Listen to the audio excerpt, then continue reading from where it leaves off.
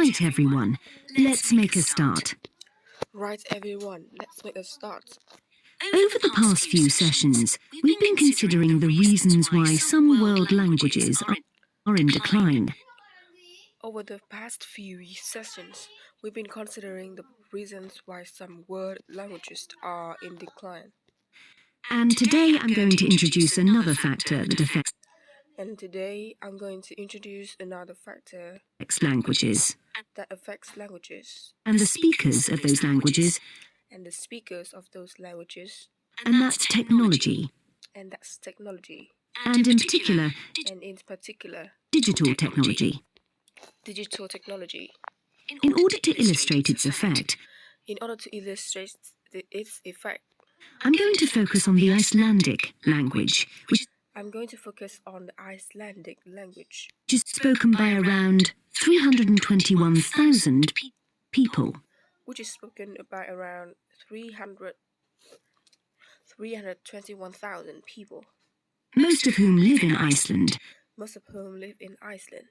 an island in the North Atlantic Ocean. The problem for this language is not the number of speakers. Even though this number is small. Nor is it about losing words to other languages, such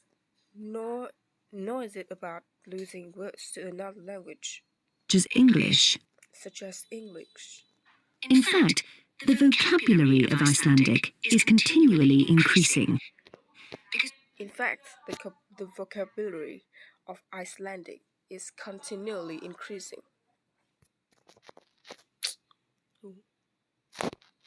Nor is it about losing words to other languages, such as English.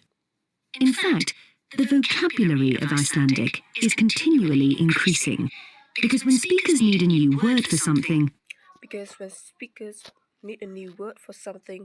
they tend to create one, rather than borrowing from another language.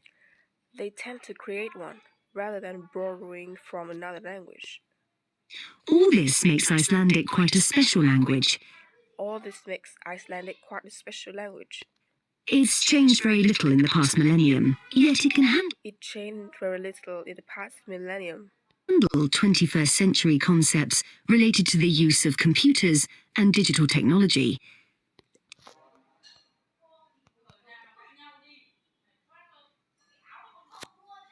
Yet it can handle 21st century concepts related to the use of computers and digital technology.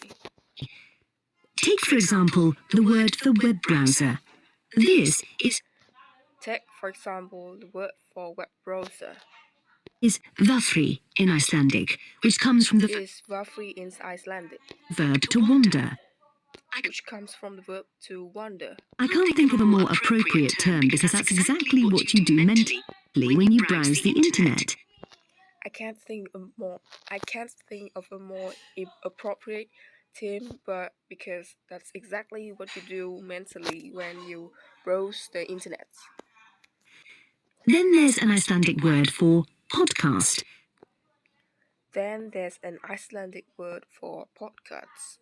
Which is too hard to pronounce. And so on. Icelandic then is alive and growing, but and it's a big but. Young Icelanders spend a great deal of time in the digital world.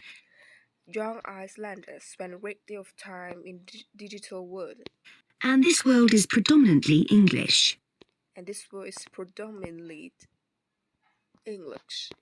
Think about smartphones. They didn't even exist until comparatively recently.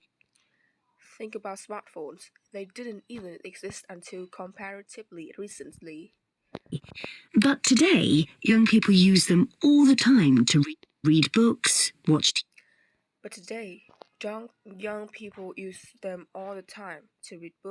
TV or films, play games, listen to music, and so on. Obviously, this is a good thing in many respects because it promotes their bilingual skills.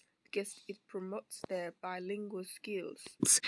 But the extent of the influence of English in the virtual world is But the extent of the influence of English in the virtual world staggering, and it's all is staggering, happening really fast.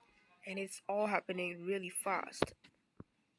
For their parents and grandparents, the change For the parents and grandparents, is less concerning because they already have their native speaker skills in Icelandic.